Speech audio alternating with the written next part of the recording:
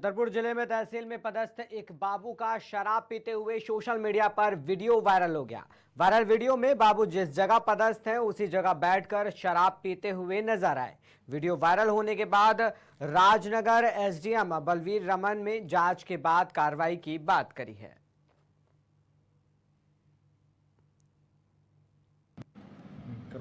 Sir Rajnagar तहसील का एक video social media पर वायरल हो रहा है। इसमें कोई बड़े बाबू हैं वो शराब पीते हुए दिखाई दे रहे हैं। किस तरह का मामला? अभी जानकारी नहीं मिली है। जैसे ही जानकारी होगी जांच होगी और संबंधित के खिलाफ कार्रवाई की जाएगी। यदि कार्यालयीन समय में कोई इस प्रकार का व्यवहार करता है तो उसके खिलाफ कठोर कार्रवाई होगी। किस तरह की कार्रवाई बनती सर इस तरह के मामलों में? उनको जो प्रशासनिक है, जो व्यवस्था है, जिसके तहत कार्रवाई की जाएगी। जो वीडियोस में सर फाइलें सामने नजर आ रही, पूरी तरह से ली जाएगी। उसके बाद जो कार्रवाई प्रारंभ की जाएगी। सर एक मामला सामने आया इसमें राजनगर में एक बाबू है वो शराब पीते हुए नजर आ रहा है। किस तरह? हाँ, अभी आप ही के द्वारा मुझे संज्ञान में आया। ठीक है, इसकी जांच कराते हैं। जैसे कि आपने बताया वहाँ के आपने पूर्व में एसडीएम से इसका बाइक लिया है और इसकी जांच कराते हैं। तो जांच का क्या बताइए कुछ निकलते हैं तो फिर उसके कार्रवाई किस तरह की कार्रवाई की जाती है? इस पर क्या बता? कार्रवाई डिसिप्लिनरी एक्शन होगा उस पर कार्रवाई की जाएगी। तो सेवा वर्गीकरण अधिनियम के अंतर्गत जो कार्रवाई की जाएगी। Thank you. सर राजनगर तहसील का एक वीडियो सोशल मीडिया पर वायरल हो रहा है। इसमें कोई बुलंदशहर में मुठभेड़ के दौरान 1.5 लाख का इनामी दुर्दांत अपराधी राजेश ढेर हो गया। साथ ही मुठभेड़ के दौरान आर थाना प्रभारी वाईडी शर्मा और एसओजी का एक सिपाही भी घायल हो गया। अपराधी पर लूट, डकैती, हत्या के प्रयास जैसे 50 से ज्यादा संगीन मामले दर्ज बताए जा रहे हैं। बता दें कि मुखबिर की सूचना पर सीओ अनूप शहर गिरजा शंकर त्रिपाठी की अगुवाई में ऑपरेशन चलाया गया था। 1.5 लाख का इनामी को पुलिस मुठभेड़ में मार गिराया गया है। इसका क्या क्राइम हिस्ट्री है सर, और किस तरह की वारदात को अंजाम देने के लिए ये घूम रहा था? आज प्रातः कोतवाली देहात थाना क्षेत्र में एक इनामिया बदमाश की सूचना पर हमारी टीमें चेकिंग कर रही थी, जिसको जब रोकने का प्रयास किया गया तो उसके द्वारा पुलिस पर ताबड़तोड़ फायरिंग की गई, जिसमें कि एसएचओ आहार और एक कांस्टेबल ये दोनों जख्मी हुए। आत्मरक्षात्मक कार्रवाई के दौरान उस बदमाश के गोली लगी और उसे तत्काल उपचार हेतु जिला अस्पताल लाया गया, जहां से उसे रेफ़र किया गया था, बट उसकी रास्ते में मृत्यु हो गई है। जानकारी करने पर यह पता चला कि इसका नाम राजेश है और इस पे 50 से अधिक मुकदमे हैं। इस पे 1 लाख का इनाम जनपद बुलंदशहर से और 50,000 का इनाम जनपद अलीगढ़ से हो रखा है। इस कार्रवाई में एसओजी प्रभारी राहुल हैं, उनके भी बीपी जैकेट पे और सीओ अनूप शहर के बीपी जैकेट पे गोली लगी है। हालांकि उनको कोई चोट नहीं है, फिर भी उनको अंडर ऑब्जर्वेशन रखा गया है। जो घायल पुलिसकर्मी हैं वो इलाजरत हैं, उनकी स्थिति अभी सामान्य है बट अंडर ऑब्जर्वेशन है।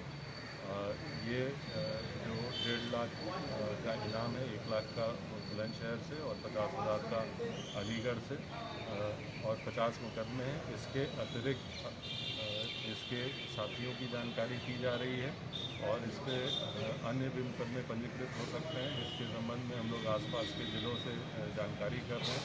ये जो इनामी अपराधी था, इस पर लूट, डकैती, हत्या का प्रयास, गैंगस्टर जैसे संगीन धाराओं में कई मुकदमे पंजीकृत हैं। 1.5 लाख का इनामी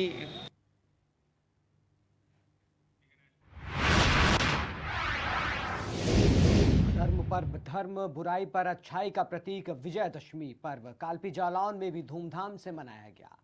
एमएसबी मैदान में लगभग हजारों की भीड़, रावण के विशालकाय पुतला ने मैदान में युद्ध को सजीवता प्रदान की। सभी राजनीतिक दलों के पंडाल भी लगाए गए थे।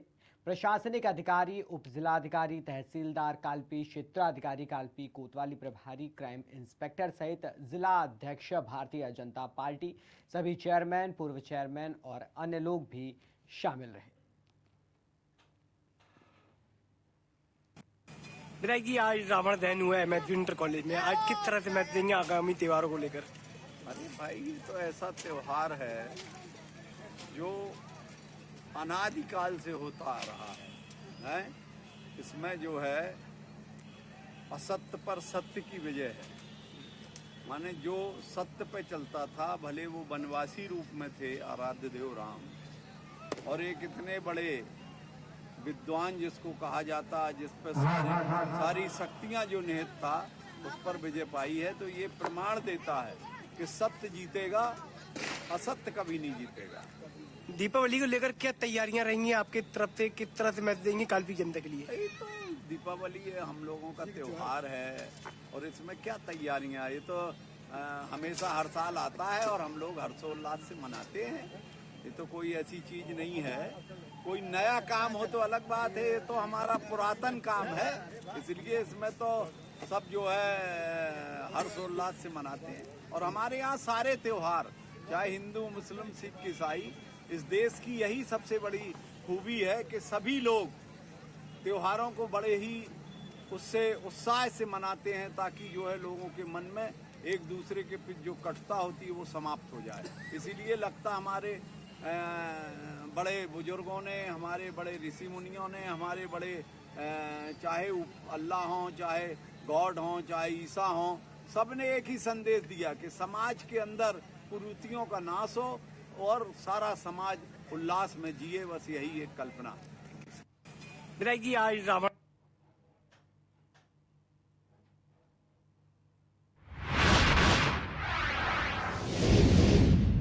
फर्रुखाबाद में क्रिश्चियन कॉलेज ग्राउंड पर रावण दहन कार्यक्रम का आयोजन किया गया, जहां पर रावण दहन देखने के लिए जन सैलाब उमड़ पड़ा। विजय दशहरा के पर्व पर प्रतिवर्ष रामलीला मंडल की तरफ से राम रावण युद्ध की लीला आयोजित की जाती है। पुलिस प्रशासन की कड़ी सुरक्षा व्यवस्था के बीच शहर के क्रिश्चियन इंटर कॉलेज के मैदान पर रावण दहन किया गया। बता दें, फर्रुखाबाद रामलीला मंडल की लाचार व्यवस्था के चलते पिछले वर्षों की अपेक्षा मेले का आकर्षण इस बार कम दिखाई दिया। रामलीला मंडल की बदहाल व्यवस्था के चलते कार्यक्रम पूर्ण होने से पहले ही जनप्रतिनिधि और आला अधिकारी भी मौके से चले गए। इस बार रामलीला मंडल की तरफ से कार्यक्रम में बैठने के लिए समुचित व्यवस्था और टेंट भी नहीं लगाया गया था।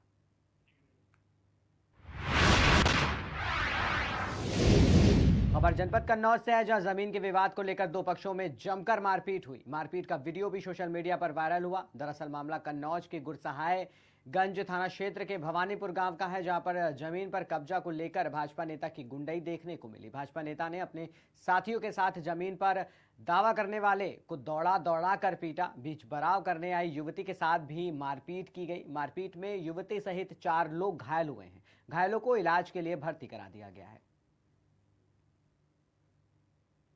क्या नाम है? कहाँ से आएंगे? भवानीपुर से। क्या हुआ है? सर, हुआ क्या है, मेरी पैतृक संपत्ति है और मेरे पास सारे पेपर भी कंप्लीट हैं। और एक लोग वो मेरे गांव के हैं, बीजेपी नेता हैं महेंद्र सिंह बघेल, जिन्होंने कुछ दिन पहले बैनामा करा लिया हमारी ज़मीन का, लेकिन अभी दाखिल खारिज नहीं हुआ। और अभी हमारे पास कब्जे का ऑर्डर भी है, जिसमें हम अपने खेत पे काम कर रहे थे और ये लोग आए और इन लोगों ने मेरे रॉड और लोहे की पाइप और इन सब से बहुत मारा पीटा, और हमारी मम्मी को भी बहुत पीटा और हमें भी पीटा, और सारे कपड़े इधर से उधर अस्त व्यस्त कर दिए। बोले दंगा करके साली को पीटो, दोबारा कहीं मुँह दिखाने लायक ना रहे, ऐसे गाँव में ना रहने दो। और अभी तक कोई कार्रवाई भी नहीं हो रही है, जिसमें हम यहाँ भी आए, मेडिकल भी हो चुका है और बहुत ज़्यादा वो हमें दोबारा मारने के लिए फिर तैयार बैठे हैं। कितने लोगों को चोटें आई हैं? 4 लोगों के। किसके आई हैं? मम्मी के, मेरे, दो भाइयों के। अच्छा, तो आप लोग थाने गए थे, क्या हुआ? और थाने गए थे, जहाँ से मेडिकल के लिए बोला गया था। मेडिकल होने के बाद में यहाँ भेज दिया गया, चेकअप होने थे, चेकअप के लिए आए हुए हैं। कहाँ पर आई हैं? जिला अस्पताल कन्नौज। अच्छा, किन किन लोगों ने मारा है? महेंद्र सिंह बघेल ने और उनके बेटे ने, रविंद्र प्रताप ने, और मानेन ने, जिसने मेरे सर पे ये 2-3 घंटे एक साथ मारे। अच्छा, कहाँ के रहने वाले हैं ये लोग? ये सब गांव के ही रहने वाले हैं। और दुर्गेश ने और उनके बेटे ने, कम से कम 8-10 लोगों ने पकड़ के पीटा हम लोगों को। 2-3 लोगों ने पकड़ लिया और मेरे सीने पे और मेरे पीछे पर्सनल पार्ट में इतने मतलब लात, घूंसे, डंडे से हर तरीके से मुझे पीटा। क्या नाम है?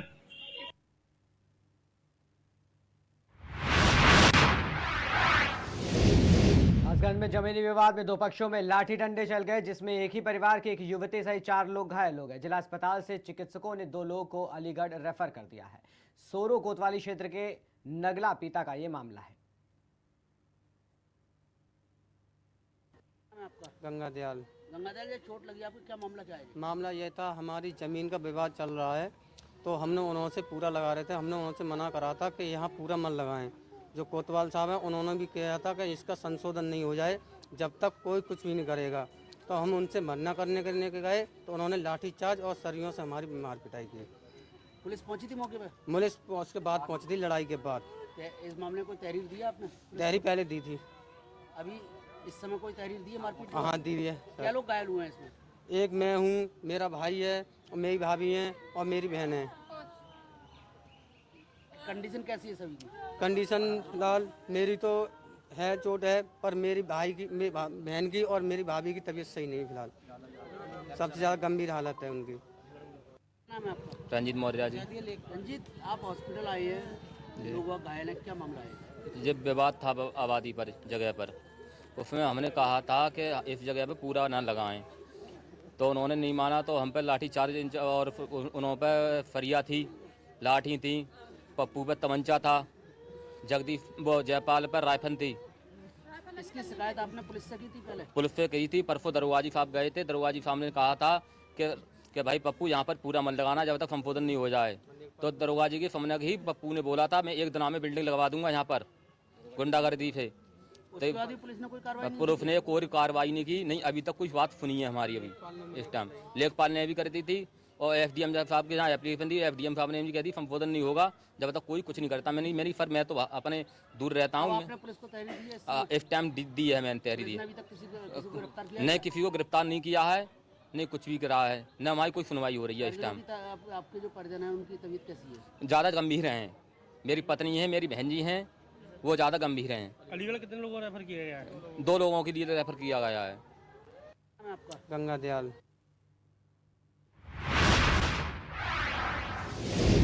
कासगंज में तीर्थ नगरी सोरो शूकर क्षेत्र में सपा संरक्षक मुलायम सिंह यादव की द्वितीय पुण्यतिथि के अवसर पर 2 दिवसीय समाजवादी युवजन सभा जन जागरण साइकिल यात्रा शुरू की गई। सोरो के मेला मैदान से सपा जन जागरण साइकिल यात्रा को मुख्य अतिथि सपा सांसद देवेश शाक्य, सपा युवजन सभा राष्ट्रीय अध्यक्ष मोहम्मद फहद और सपा जिला अध्यक्ष विक्रम सिंह यादव ने साइकिल चलाकर यात्रा की शुरुआत की। साइकिल रैली का नेतृत्व सपा युवजन सपा कासगंज जिला अध्यक्ष रवि यादव ने किया। साइकिल यात्रा सोरो से शुरू होकर कासगंज सोरो गेट पर समापन किया गया। सांसद जी, जो रैली निकाली गई है साइकिल रैली, किस पर्पस से निकाली गई है? धरती पुत्र श्रद्धेय मुलायम सिंह यादव जी की द्वितीय पुण्यतिथि के अवसर पर समाजवादी पार्टी युवजन सभा के द्वारा आयोजित ये साइकिल रैली का आयोजन किया गया है। इसमें हमारे साथ इस राष्ट्रीय अध्यक्ष आदरणीय फहद भाई हैं और जिला अध्यक्ष आदरणीय राजीव यादव के नेतृत्व में इस साइकिल रैली को निकाला गया है और ये साइकिल रैली बड़ी ही सफल रही है। मैं सभी का आभार व्यक्त करता हूँ। इसका उद्देश्य क्या रहा? ये सच्ची श्रद्धांजलि देने के लिए जगह जगह ये कार्यक्रम करे जा रहे हैं और मुलायम सिंह जी ने जो संघर्ष करके जो सर्व समाज के लिए जो किया है उसको याद दिलाया जा रहा है और उन्हीं के पद चिन्हों पर चलकर समाजवादी पार्टी आगे अपनी रणनीति तय करेगी। जी सर, सॉरी।